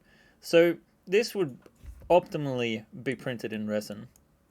We don't have any built-in supports for this one, but we could technically test and see where we're going to have issues. Like this is going to have a bunch of issues without supports. So I'm just running it through the slicer now, and you can see all these blue areas are unsupported areas, and in fact the only supported area is this tiny little piece here. So that is not going to print as is at all. So miniatures are one thing, because it's almost impossible. Well, it is not impossible to make a miniature that is support free. There's just a lot of things that you have to think about. But you usually are sacrificing the kind of beautiful dynamic design that this kind of Hiver has by making a design that will print without supports. So this one, you would need supports. Probably not the best example, mostly because with ships, you're talking about parts that usually are quite a lot more geometric in shape, have flat surfaces. But yeah, the ultimate way to test things is to test print. And the Type S itself, I think it's the first ship I ever did 2 full prototypes of. And then on top of that, we've also usually release a couple of versions to either reviewers or Zorama test prints a lot of the stuff when we're making parts for light kits, for example. And it's an iterative process. And even from when I launch a campaign to when it ends, I will have updated a couple of parts that I've realized, hey, this part's missing or that part's missing. Or, we ran into an issue in Deck Designer. Show us what secrets lurk on your hard drive. This is my work computer, so there are no real secrets there. I don't think. Checked. There's nothing worthwhile here. Yes, I bet you have, John. Let's see. Oh, But no, it is fascinating how much review and testing they do in the Dropbox thing. And I just want to bring up this little anecdote. I was working on the Type S, trying to build it in Deck Designer, and working initially the setup of the pieces where I don't know exactly how things come together. And I want to say 8 times out of 10, it's me not understanding how the part works than the actual problem with the model. And those 2 times out of 10, he said, oh, that you have the wrong version, or I've already fixed it, or even noted by it. We've already saw that issue when we test printed it, and there's a new model in the Dropbox you need to update. And it shows how much care he does in making these ships. And even the thing is, the instructions were also wrong, and I wouldn't know that. And they look right from the human eye, because even if I even just look at the parts, it makes sense how they go together. It's like, no, you actually have to do this to make that work together. He cares about the product, and he cares about how it goes together, and it actually does physically fit. It's not the Lego piece where it's a 3-stud being spanning 4 brick studs. It kind of sounds like it worked for me, John. And you just saying I do a lot of testing on the light kits too to make sure that they don't overheat, the lights don't burn out, wattages are all perfect. It's really easy to assemble. There's no soldering or any playing around with it. It's just plug in and put batteries in it and run the wires, along the lines that we've set up for you, and you're done. Nice and simple. We do a lot of testing over and over again to get that right, and have to print the parts, I don't know, a lot of times, try to get them the right thickness for the resistors and the wiring. Yep. That sucked. It was always a pain in the butt. I had to do it. It took me weeks to do some of that stuff. And Ben, just so you know, he does not pay me enough to be a sycophant. You've been a sycophant from the beginning, John, with your cult. Yes, sir. Yeah. John lives in the woods in a cult. Don't mind me. Come on by. We have a roller coaster, maybe. Maybe. You have a water feature. We do. We're gonna add a lazy river. Not a joke. There's a natural spring, and we're gonna make it work. It's not gonna be a true lazy river because it won't loop. There'll be a nice long thing, like a 20-minute little slow raft down to the You sound creek. so serious, John. Yes, that's the other thing too, Ben. You do provide pretty good service even after the model's sold, because if somebody comes back and says, "Hey, this part's wrong," or "I had this problem with the part," there's more than once in where you fixed the part and then put it in there and updated it for people's in their package, as long as it's within the original intent of what was designed for them. I mean, if they asked for a brand newly designed part that wasn't originally intended, yeah, okay, that's something different. But if it's something like, this part don't work right, or it has this thing, or I can't print on this printer, or there's this flaw, you've gone ahead and fixed it for them. Yeah, I mean, it's quality. I kind of do the quality assurance afterwards in some ways, but these are complex models. Like this has 173 unique parts, and then the number of parts that are actually used. I guess this will include some miniatures, but we have 266. So this is without clips, probably 250. they're complex and there's bound to be issues. But at the end of the day, I really don't want anyone. I have my old Catholic guilt, right? So at the end of the day, I don't want anyone going home saying, "I hate this." I want them to I would feel. love to. I want them My to feel band. satisfied, and I mean, depending on the way that you look at it, um, it's a lot of money for what it is, but it's also not a lot of money for what it is, depending on which way you look at things. But at the end of the day, people feel like they're paid for a product, and I would want them to feel like it's a quality product. So yeah, I'm always happy to try and address issues. Sometimes it's just a case of I know that I can just mirror a part and it will work when I print things out, right? And then it's another thing for a newbie printer to come out and see that, oh, the right hand side of this is missing, and it won't occur to them that they can just flip it in their slicer and get the same results.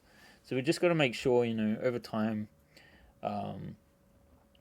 that we end up with a solid product. And that's why, like, if you look at most of my older ships, they're not like 1.0 version, they're like 1.4 or 1.6 or 1.8. So I try to be iterative and include things we might have missed.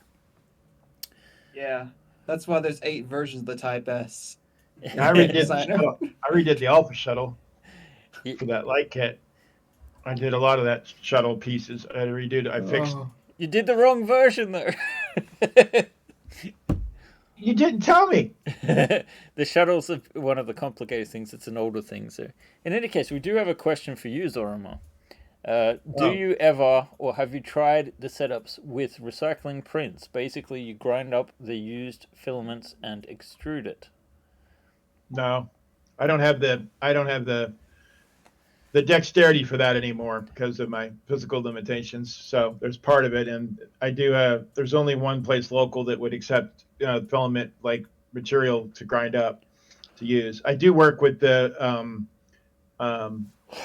vet, the VA clinic here, local in town, to help them print what's called NFABs, which are like little like leg supports and stuff for people that are been hurt, veterans and so forth from the war, kind of like building prosthetics, semi-transparents like splints and things, rather than them having to send out to get specialized ones that are designed for people. I work to design to do them for them instead manually, and print it for them, and that takes days rather than taking months like it used to. 15 minutes. Yeah. So that's kind of my contribution back to society part. Besides the thing, the grinders, the grinders. Have you seen how much they cost? Last time I checked, it was like $1,400 for the cheapest reasonable resin grinder for not resin. Yeah, but you can usually sometimes if you get a local filament manufacturer, you can work with them directly and drop off stuff like that, and they'll regrind it. Oh, I get what you're saying. No, I didn't know that. We've got this enormous sack of maybe like about 6 or 7 kilos of used parts that would be great to recycle in some way, but unfortunately, locally we've actually there's a place here that makes the filament from scratch. I don't use them for most of the filament I recommend to customers, but they because they do more industrial type stuff, but I can drop filament off with them sometimes. All right. I do that from the hospital. That's why I brought that up. All the stuff the hospital uses, we do that. The full recycler is $14,000. Ouch. Yeah, I won't be getting one of those anytime soon. Yeah, because that's the ability to truly like to turn it into pellet. They turn it into pellets, refine the pellets, then recycle it through, and then there's an extruder to finish up, and the extruder is like the $10,000. Yeah, that's the most expensive part. I don't quite get, like, PLA is meant to be made like from like corn. What's it called? No, Yeah, cornstarch, right, or something like that. Yeah, it's like it's a food waste product. So why can't it just be burnt? It can't be burnt because it's called hydrogenization is a process done to it, and when it burns, it instead chars. So please don't burn it. It makes toxic smoke when you burn it. Yeah, it's part of the it's a similar reason why it's kind of like burning food. If you burn hydrogenated food, it does an awful admits awful stuff. It's also not good for you. It's found in a lot of snacks. So, tastes better though.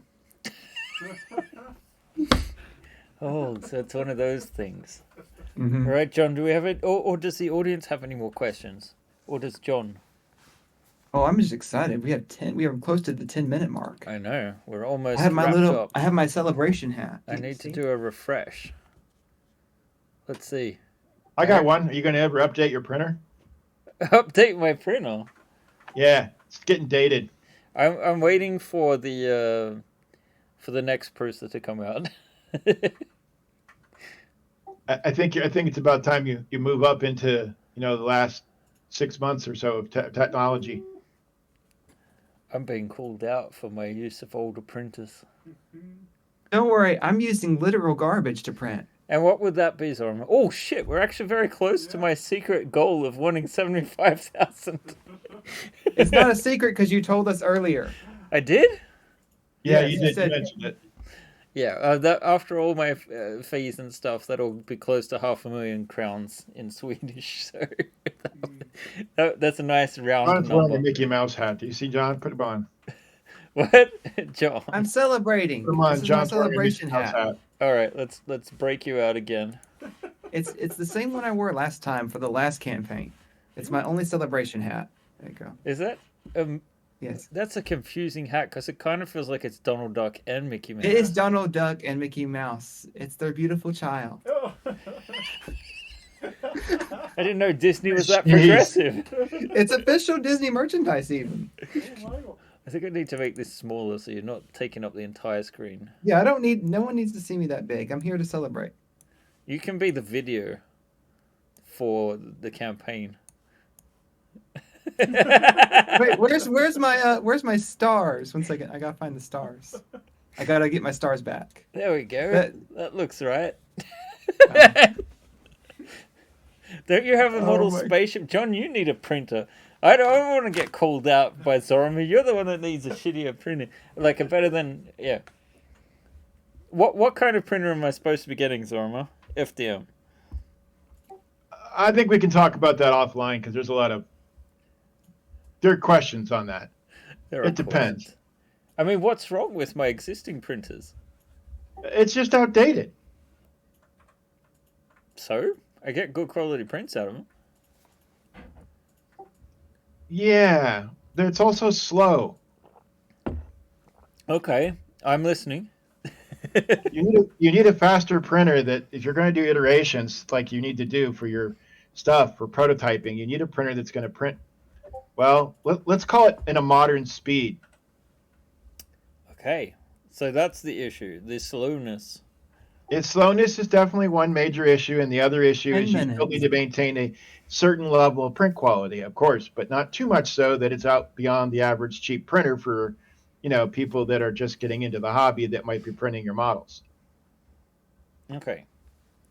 Fair enough. Yeah, no, I definitely won't be buying, like, the lowest... As much as I like to design for the market, I still need to be sane. So, a mid-range is something I'd be going for if I'm going for my next printer. Actually, I think the next printer I'll get will be a resin, because if we do ship miniatures, I think resin is probably going to be... If you're getting a resin, you definitely have to get an E-Pack because then you can upgrade it later. And they're a little more expensive, but they're a lot better printer. All right, I will keep that in mind. That's kind of the equivalent of the Prusa the Prusa printer when it comes to resin printers. There we go. We want to see. Don't the listen to ship. Zarmer. He's too good You at can- convincing. Yeah, I don't need to be visible at this point. I'm just having fun here. I think Don't should you're be blocking visible. you're blocking the pledge button. He's saying There. that because I talked him into a CR10 Smart. There we go. I haven't agreed to anything, Zarmo. There you go. I would just like a printer that is not literally out of a garbage heap. That'd be nice. What model of garbage printer do you have? No, it is a hybrid Frankenstein from a previous one who never got it to print. I got it to print a few times and then it exploded. His is It's spare a- parts. Yeah, it's ANET A8 plus an A6 hybridized with a horizontal gable thing instead of a vertical Yeah, style. those printers were garbage when they first came out, let alone when they're old. Yeah, they are. It is, and it has, and the Z switch is too far down. So every time it tries a Z switch, the little thing just goes and drives into the bed wherever it's at and destroys whatever it's on. But I added a touch sensor thing, but it doesn't really work well with it. So I rebuilt I redid the firmware to adjust for that, but it does a little better. If you need help with that later, let me know.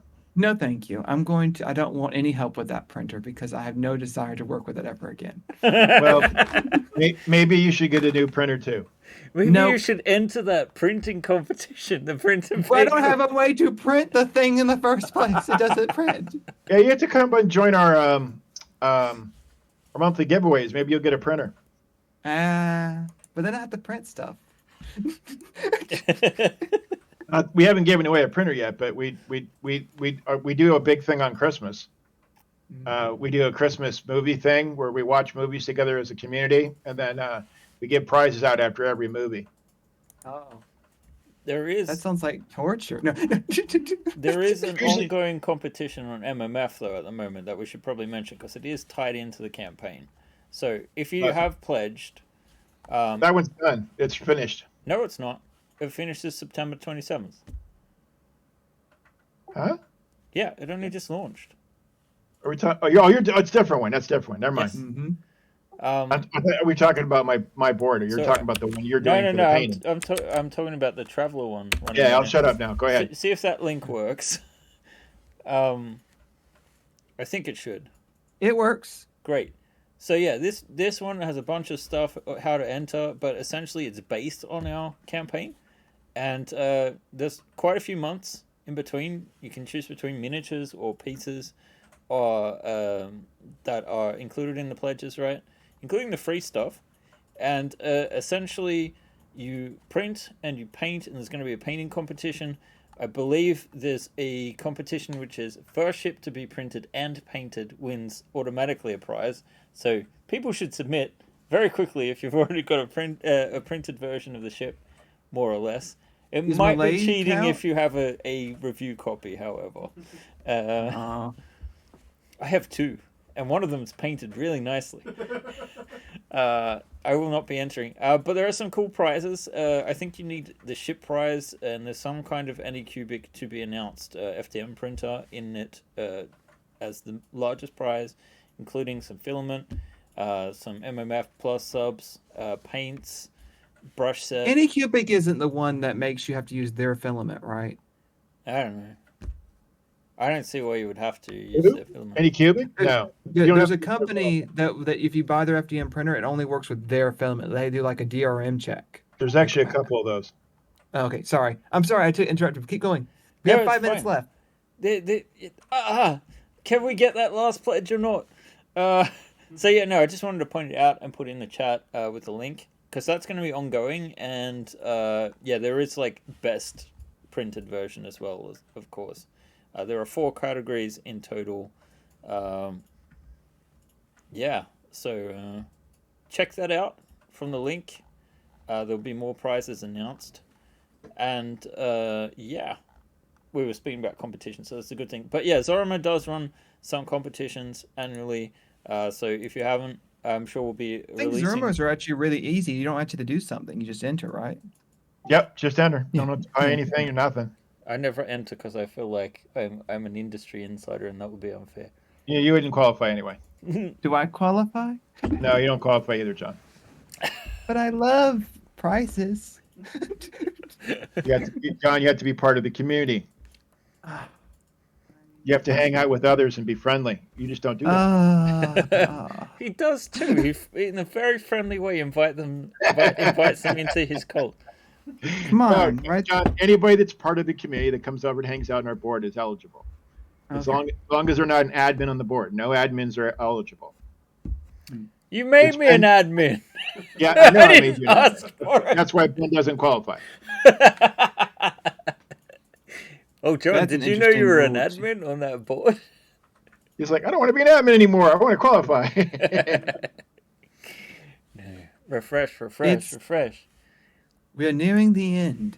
The final hour music plays Majora's Mask. If we could, it would be time for some Europe. But unfortunately, that will have to wait. Well, actually, I can't even play it here. Right. You can't play it at all. Oh, come on. Just sing it. It One more works. backer. We've got 3 minutes. We've got 3 minutes. Come on. Maybe we can maybe our Curly's dog can do a pledge.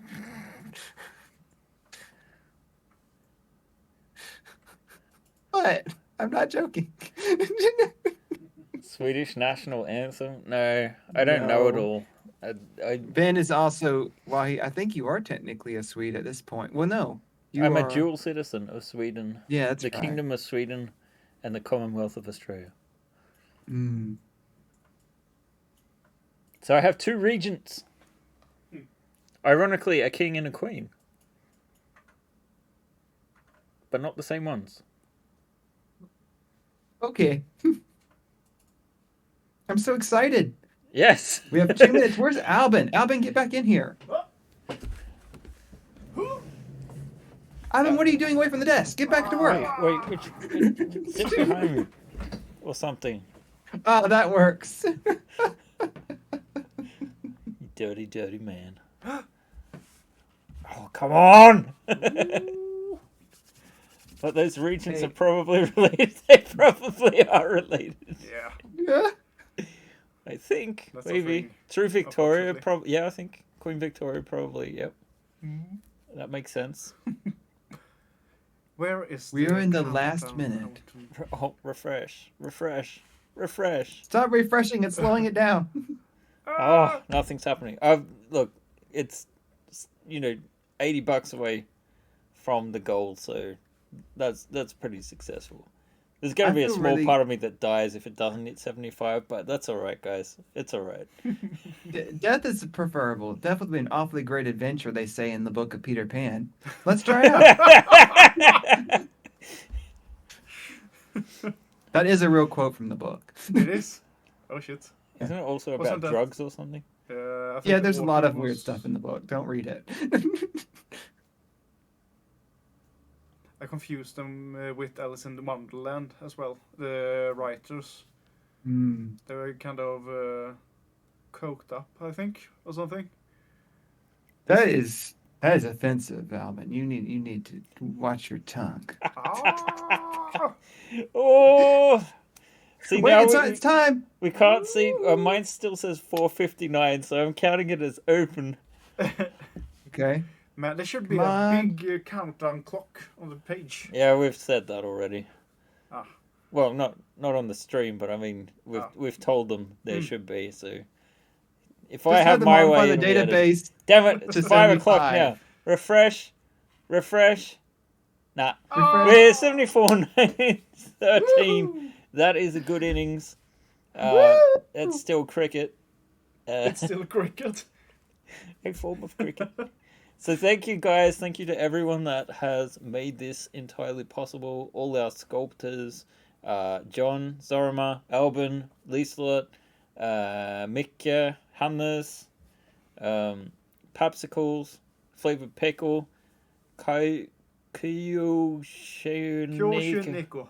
Kyoshuneko, Ah. miniatures. That blasted semiflange. Because guys, we're adding that cool hiver now too, and my mini factory, of course. Are we missing anyone? Yeah, Charlie for the music on the film clip as well. Yeah. So I think that's everyone. I could have probably looked at the credit section. So Eleanor helped a little bit. oh with yes, the Eleanor did. design. She did. So yeah. Thank you everyone, and to all the great reviewers and test printers. It's been an awesome campaign. I'm going to take some time off after this. Albin's going to take over for a couple of weeks. Yeah. Hopefully he's not going to... Destroy everything. No, I want work to be here when I come back. I'm still going to check in on him on occasion. Yeah. Maybe. But yeah, we'll try and get these parts out to you over the coming months so that all of the stretch goals we promised will be delivered. John will continue to work on Deck Designer, and we will prep for the next campaign. Hopefully something before the end of the year. When is Albin going to stream? Albin is just going to make some update videos, I think. I don't think we're going to Yeah. do any streaming while I'm away. They don't want. They fired me. I'm not supposed to stream with Album. He's going to stream with do Alvin YouTube. either. He's going to do YouTube and not stream. So we're going to be no streaming for a I'm couple going weeks. to become a tuber. No, not a tuber. I got YouTuber. fired. A tuber. He just That's turned like into a like. potato, isn't it? I think so, or an onion. I'm not sure. In any case, we're going to leave things where they are right now, guys. Thank you so much for your support. It helps keep the lights on, and that we get to sit here and play with spaceships all day, which is a wonderful, wonderful occupation. Yes. We hope to do more Traveller stuff in the future. Thank you also to Mark Miller for giving us a license so that we can bring Traveller to life. Yes, thank you, Mark Miller. All right, guys. We will be back in 3 weeks or so. With it'll be a small hiatus, but then we'll be back. So, thank you again, and good day.